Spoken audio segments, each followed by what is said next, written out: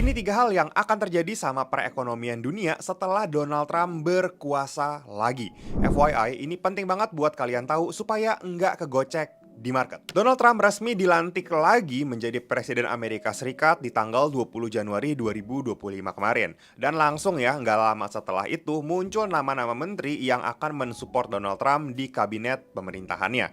Dan muncul satu nama yang menurut gua menarik banget dan gua yakin nggak asing ya buat kita semua, yaitu Elon Musk ya, seorang CEO yang nyentrik. Ya kita pasti sama-sama tahu dia ini CEO Tesla dan SpaceX ya, yang diangkat jadi kepala Kementerian Efisiensi pemerintah. Yap, ini jadi gebrakan awal Donald Trump di periode keduanya. FYI buat teman-teman yang belum tahu, Donald Trump ini pernah jadi Presiden Amerika Serikat ya. Periode pertamanya itu di tahun 2017 sampai 2021.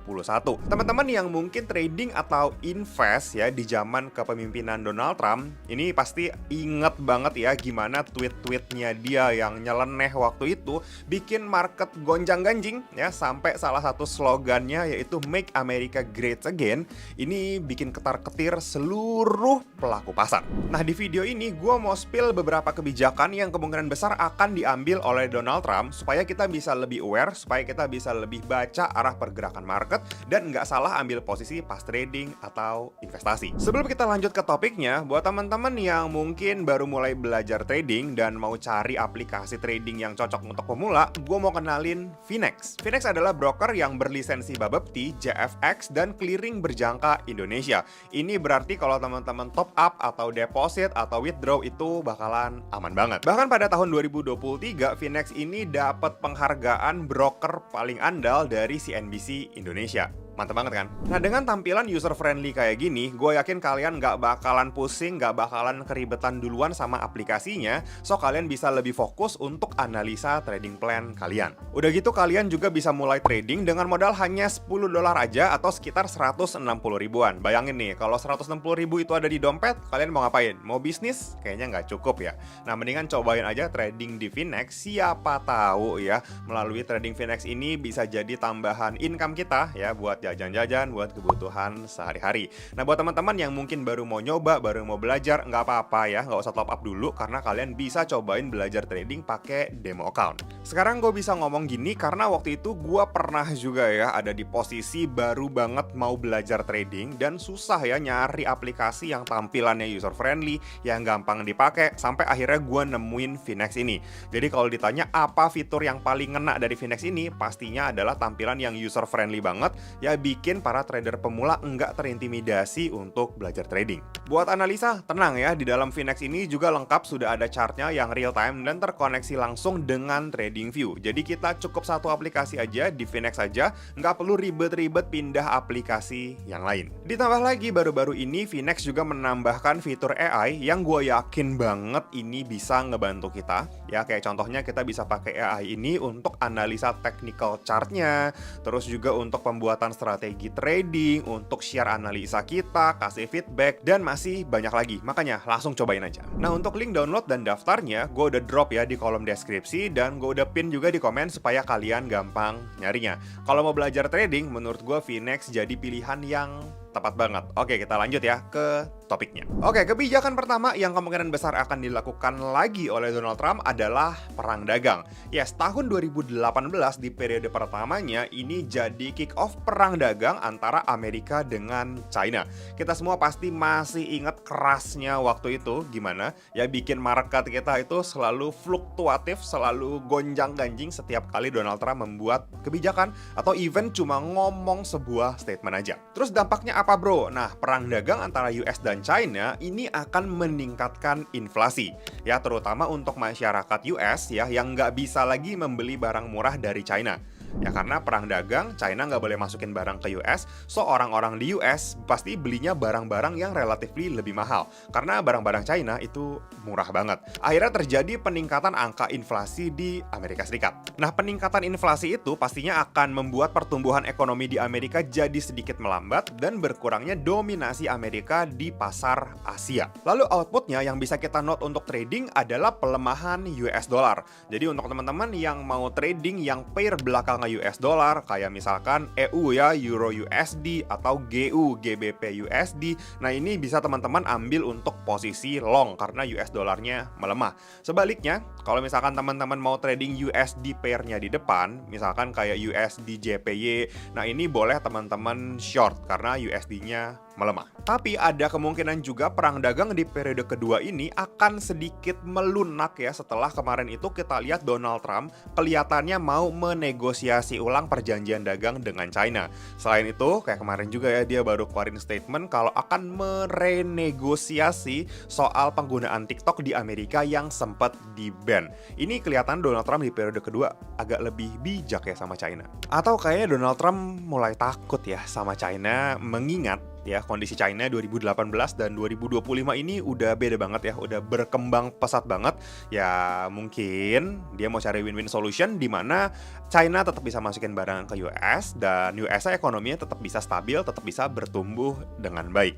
Menurut gua ini keputusan yang lebih bijak. Malah uniknya di awal periode kedua ini Donald Trump mulai mengancam negara-negara tetangganya di mana dia berencana akan menaikkan pajak sampai 25% untuk barang-barang impor yang masuk dari Kanada dan Meksiko. So kesimpulannya dari poin pertama ini adalah kalian harus lihat ya, kalau misalkan perang dagang dengan China jadinya memanas, ya US dollar akan melemah.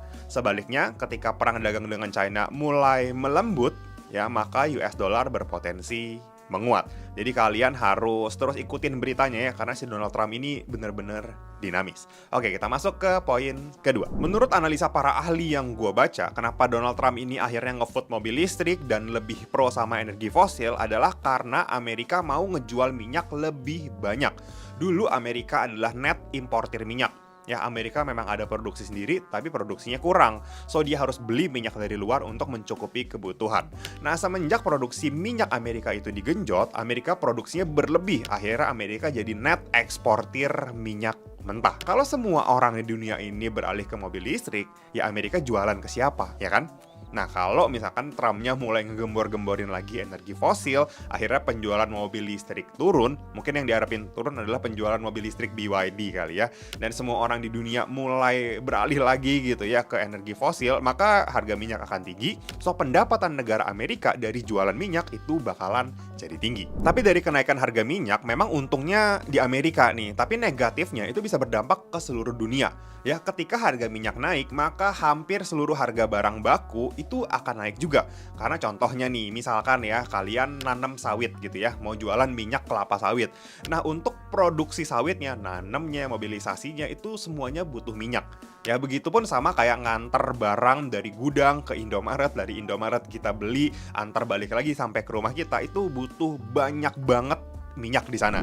Nah, kalau harga minyaknya naik, inflasi di seluruh dunia itu bakalan jadi tinggi banget. Nah, tapi kalau ngomongin kita sebagai negara Indonesia, Indonesia ini justru bakal diuntungkan dari kenaikan harga komoditas. Ya, karena Indonesia sampai saat ini masih dikenal sebagai negara yang identik dengan komoditas, so kita akan ketiban komoditi super cycle di tahun 2025 sampai 2029. Ya, hal ini berulang lagi ketika Donald Trump di periode pertamanya, ya harga komoditas naik, so Indonesia waktu itu juga ketiban yang namanya komoditi super cycle. So, kesimpulan dari poin kedua ini adalah Donald Trump mau menggenjot harga komoditas. Ya, dampaknya adalah kenaikan inflasi di seluruh dunia, tapi ini bagus untuk Indonesia dan rupiah kita. Oke, sekarang kita masuk ke poin yang ketiga. Tapi sebelum bahas nomor 3 ini, gue mau flashback dikit ya ke poin pertama dan poin kedua, yang intinya sebetulnya sama-sama berpotensi meningkatkan angka inflasi di seluruh dunia. Nah, kalau misalkan inflasi tinggi, biasanya apa yang naik? Ya, betul. Gold atau XAU. Ya, kita bisa lihat secara historical, ketika di seluruh dunia ini inflasinya lagi tinggi, maka gold itu kemungkinan besar harganya juga akan terkerek naik. Coba deh ya kalian lihat chart ini, di tahun 2023 harga emas itu masih 1.800. Waktu itu kita pikir harga 1.800 tuh udah tinggi, tapi ternyata lanjut naik sampai 2025 ini harga gold itu udah 2.800, bayangin hampir 3.000 ya. Naiknya hampir 50% dalam waktu cuma 2 tahun. Dan seandainya tesis analisa di poin pertama dan poin kedua kita benar, seluruh dunia ini akan mengalami inflasi yang tinggi, maka posisi trading yang akan kita ambil adalah long gold. Terus pasti muncul pertanyaan, bro, kenapa kok kalau inflasi tinggi harga emas bisa naik?